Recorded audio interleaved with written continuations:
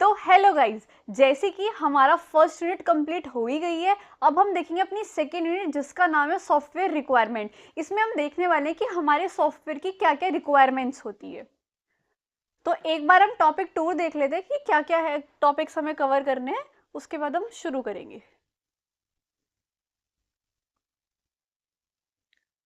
सबसे पहले हम देखेंगे सॉफ्टवेयर रिक्वायरमेंट स्पेसिफिकेशंस, एसआरएस क्या होता है। फिर हम देखेंगे रिक्वायरमेंट इंजीनियरिंग प्रोसेस। इसमें हमारे 4 प्रोसेस होते हैं। सबसे पहले elicitation, analysis, documentation, review and management of user needs. फिर हम देखने वाले हैं फीजिबिलिटी स्टडी क्या होती है, इंफॉर्मेशन मॉडलिंग क्या होता है, use case diagram, data flow diagram, entity relationship diagrams. अब एंटिटी रिलेशनशिप डायग्राम को हम ईआर डायग्राम भी बोलते हैं, और ये आपने डीवीएमएस में भी पढ़ा होगा, नहीं पढ़ा होगा तो इधर देख लेना अच्छे से। फिर decision table, SRS document, IEEE standards for SRS, software quality assurance, CMM, the ISO standard. अब जो हमारा एसआरएस होता है वो ही हमारा एसआरएस डॉक्यूमेंट होता है। अभी आपको आगे समझ में आएगा। और हाँ, अब से मैंने क्या सोचा है कि अभी तक जो मैंने फर्स्ट यूनिट की वीडियो बनाई है वो पूरी वीडियो एक ही मतलब सारे टॉपिक्स एक ही वीडियो में कवर कर दिए। लेकिन अब हम क्या करने वाले हैं, एक टॉपिक को लेंगे, उसको पूरे को एक वीडियो में कवर करेंगे, जिससे कि आपको पूरी वीडियो ना देखनी पड़े, और जो सा टॉपिक आपको समझना है उस टॉपिक पे क्लिक करो और समझ लो।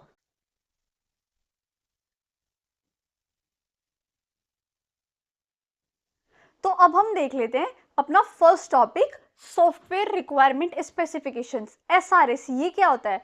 तो एसआरएस को आप एक डॉक्यूमेंट के जैसे समझो। हम देखते हैं, SRS is a document that defines what a software system should do. हमारा एसआरएस डिफाइन करता है कि हमारा जो प्रोजेक्ट है या प्रोसेस है वो क्या क्या उसकी नीड्स है, क्या क्या उसकी रिक्वायरमेंट्स है, क्या क्या स्पेसिफिकेशंस है, वो सब हमारी एसआरएस डॉक्यूमेंट में डिफाइन होने वाली है। It serves as a contract between stakeholders to ensure that the software meet expectations. अब जितने भी हमारे स्टेक होल्डर्स होते हैं उनके बीच में कॉन्ट्रैक्ट का काम हमारा करने वाला है एसआरएस डॉक्यूमेंट। अब जब भी आप कोई कंपनी बनाओगे, कुछ भी करोगे, तो जितने भी हमारे पार्टनर्स होते हैं, कुछ भी होते हैं, उन सबके बीच में कॉन्ट्रैक्ट होता है। तो वही कॉन्ट्रैक्ट होता है एसआरएस डॉक्यूमेंट, जो हमारे स्टेक होल्डर्स के बीच में होगा। अब स्टेक होल्डर्स कौन होते हैं? हु इज डायरेक्टली और indirectly affected by a project और प्रोसेस। जो भी आपके प्रोजेक्ट या प्रोसेस से डायरेक्टली या इनडायरेक्टली अफेक्ट हो रहे हैं वो आपके स्टेक होल्डर्स हो गए। अब डायरेक्टली कौन होता है? ओनर हो जाएगा, developer, tester, maintenance team. Owner का तो वो प्रोजेक्ट है ही, तो अगर उसका लॉस हो रहा है तब भी वो अफेक्ट हो रहा है, उसका प्रॉफिट हो रहा है तब भी अफेक्ट हो रहा है। डेवलपर वो बना रहा है उसको, तो डेवलपर के ऊपर इफेक्ट पड़ेगा ही। टेस्टर उसको टेस्ट कर रहा है तो वो भी डायरेक्टली कनेक्टेड है आपके प्रोजेक्ट से। मेंटेनेंस टीम उसको मेंटेन कर रही है, अपडेशंस लेके आ रही है, तो मेंटेनेंस टीम भी उसके साथ कनेक्टेड रहेगी। अब इनडायरेक्टली कौन हुए फिर? इन्वेस्टर, क्योंकि इन्वेस्टर बैक एंड पे काम कर रहे हैं, वो फ्रंट एंड पे आके इन्वेस्ट नहीं करने वाले, वो पीछे से अपना इन्वेस्ट कर रहे हैं और आगे ओनर, डेवलपर, टेस्टर उस उनका जो मनी है उसको इन्वेस्ट कर रहे हैं। फिर कस्टमर, कस्टमर उसको यूज कर रहे हैं, तभी कस्टमर को भी आप एक तरह से इन्वेस्टर कह सकते हो, क्योंकि जब कस्टमर उसको यूज कर रहा है, कहीं ना कहीं नंबर ऑफ यूजर्स बढ़ रहे हैं, तो आपके ओनर को प्रॉफिट हो रहा है। फिर शेयर होल्डर, जितने भी शेयर होल्डर्स रहेंगे वो भी इनडायरेक्टली अफेक्ट होते हैं।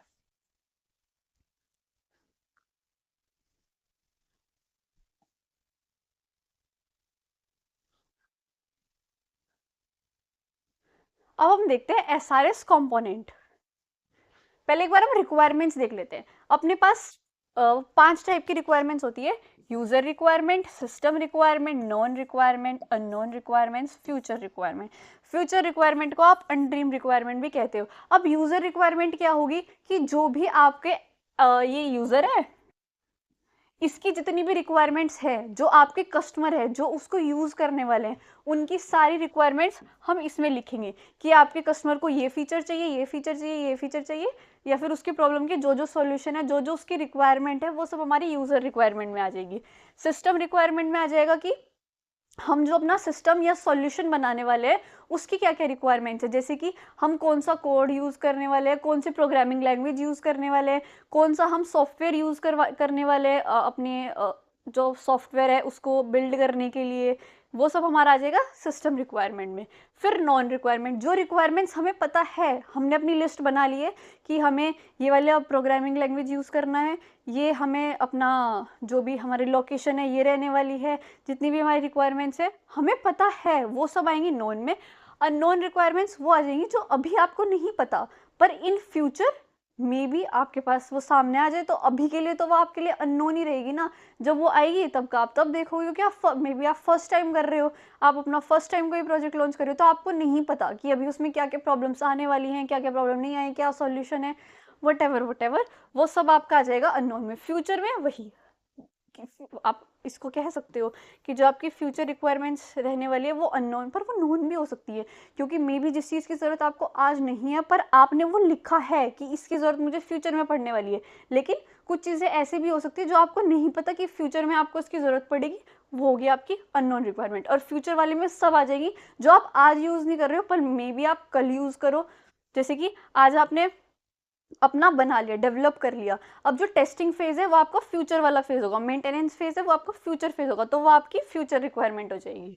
अब हम देख लेते हैं टाइप्स ऑफ रिक्वायरमेंट। हमारे दो टाइप्स होते हैं, फंक्शनल और नॉन फंक्शनल। अब फंक्शनल में क्या हो जाएगा, requirement which are related to working aspect of software. जितनी भी रिक्वायरमेंट्स रहने वाली है उसकी वर्किंग से रिलेटेड वो आ जाएंगे आपकी फंक्शनल में। और नॉन फंक्शनल में quality, attributes and characteristics of a software और सिस्टम। तो ये आप ऐसे समझ सकते हो कि आपने कार लेके, एक बार एग्जांपल देख लेते हैं फिर बताती हूँ, इसमें इसी में आ जाएगा सब। अब एग्जांपल देखते हैं हम कार का। अब फंक्शनल रिक्वायरमेंट उसकी रहेगी उसकी वर्किंग, वो किस तरह से वर्क कर रही है, कितनी स्पीड पे चल रही है, क्या चल रहा है, कैसे है, ये सब आपका उसकी वर्किंग में आ जाएगा। वो कार के फीचर्स क्या क्या हैं ये सब। नॉन फंक्शनल में क्या आएगा, उसका मॉडल। अब स्कॉर्पियो है वो Z8 है, Z4 है, Z6 है, कुछ भी है वो उसका मॉडल नंबर आ जाएगा उसके कैरेक्टरिस्टिक में। और कलर ब्लैक है, वाइट है, जो भी है वो आ जाएगा आपका नॉन फंक्शनल में। तो फंक्शनल में क्या रहने वाला है, जो उसके वर्किंग एस्पेक्ट्स है, और नॉन फंक्शनल में उसकी कैरेक्टरिस्टिक्स की क्या क्या कैरेक्टरिस्टिक्स हैं, क्या है, कैसे। अब जैसे मोबाइल फ़ोन है तो उसकी वर्किंग क्या क्या है वो आ जाएंगी फंक्शनल में, और जो भी उसका आपके फ़ोन का कलर है, जो मॉडल है, वो सब आ जाएंगे आपके नॉन फंक्शनल रिक्वायरमेंट में। अब हम देखते हैं सॉफ्टवेयर रिक्वायरमेंट्स।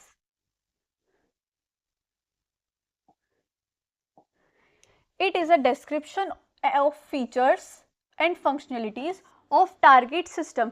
जितने भी हमारे features और functionalities हमारे सॉफ्टवेयर की रहने वाली हैं वो सब आ जाएगी, उसका डिस्क्रिप्शन जो होता है वो आ जाएगा हमारा सॉफ्टवेयर रिक्वायरमेंट में।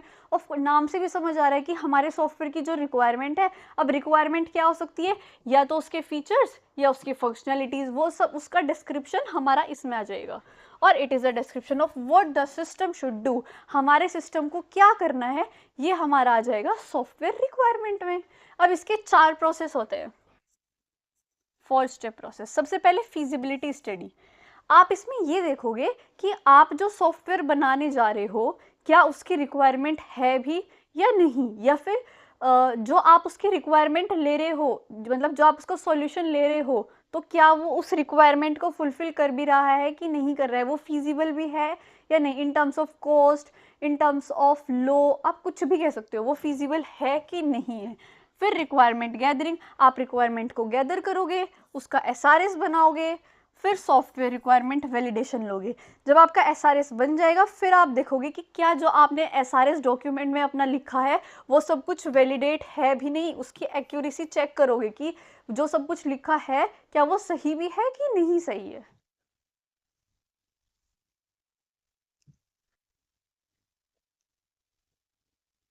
अब ये वाली जो स्लाइड है ये हम करेंगे अगले वीडियो में कवर, क्योंकि इसमें हम देख रहे हैं कि रिक्वायरमेंट इंजीनियरिंग क्या होता है। तो हमारा फर्स्ट वाला जो टॉपिक है वो खत्म हो चुका है, इसमें हम ये चारों प्रोसेसेस डिस्कस करेंगे। अब ये 4 प्रोसेस भी हम अलग अलग वीडियो में डिस्कस करने वाले हैं, क्योंकि बहुत वास्ट है, इसके अंदर काफ़ी सारी चीज़ें हैं, तो ये हम करेंगे अपने नेक्स्ट पार्ट में डिस्कस। तो यहाँ तक देखने के लिए थैंक यू सो मच। जय हिंद, जय Bharat. I'm taking shots at the enemy. I'm gonna make it to the top, leave a legacy. If I got something to say, you better let me speak. Turn it up a new degree, bitch, you ain't seen anything. I pop